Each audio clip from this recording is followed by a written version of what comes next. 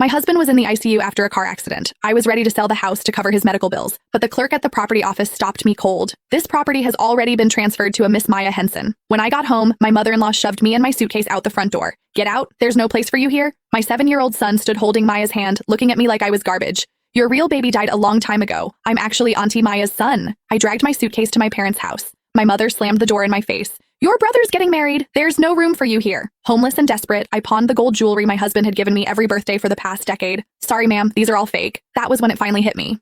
10 years of marriage and my husband had never once been sincere. I wandered the streets in a daze until a vagrant dragged me into a back alley. To save myself from something worse, I slammed my head against the wall and died. When I opened my eyes again, I was back in the first year of my marriage. Layla Simmons, I found this cute little 2-bedroom over in Riverside. Could I maybe borrow some money from you? It was after dinner. I was sitting on the couch flipping through channels with the remote. Maya Henson, with an encouraging glance from my mother-in-law, settled onto the cushion beside me and tested the waters. My head snapped toward her. I locked my gaze on that perfectly made-up face. This was exactly how it had started in my last life. Joel Henson and I had barely been married a month before Maya came asking for money. Back then, her excuse had been a $60,000 car she wanted for her commute. I can probably scrape together $45,000 at most. That was what I told her in my previous life. She never paid back a cent. Not in 10 years. Something in my stare must have been too sharp because Maya flinched. She twisted her fingers together and inched back on the couch. I know it's a lot to ask, but when you married my brother, it pretty much wiped out the family's savings. I just graduated and I want a place closer to work. I don't know anyone else I could turn to, so you're kind of my only option. My mother-in-law swooped in with a warm smile to back her up. It's our fault, really. Your father and I just didn't have enough.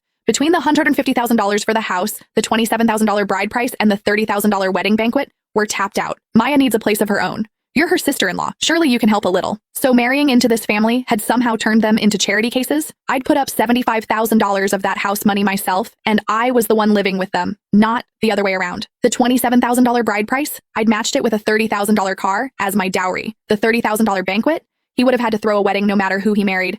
And yet somehow, every last dollar of it had been pinned on me. Layla! Maya tugged at my sleeve, giving it a little shake, trying to act cute. I turned off the TV. My voice was flat. Sure, I can lend you money, but this is my premarital asset. You'll need to sign a formal IOU with a repayment date and interest rate. I'll also need a guarantor and collateral. The color drained from Maya's face. She looked to my mother-in-law like a drowning woman reaching for a life raft. Laurel Henson shot to her feet, bristling. What do you mean? Your premarital asset? You married into this family. That makes us one family. Why are you talking like we're strangers? Making your own sister-in-law sign an IOU? If word got out, we'd be the laughingstock of every relative we have. I picked up an apple from the coffee table and began peeling it, slow and deliberate. I've been married for all of 5 minutes, and I'm already dipping into my personal savings for my sister-in-law.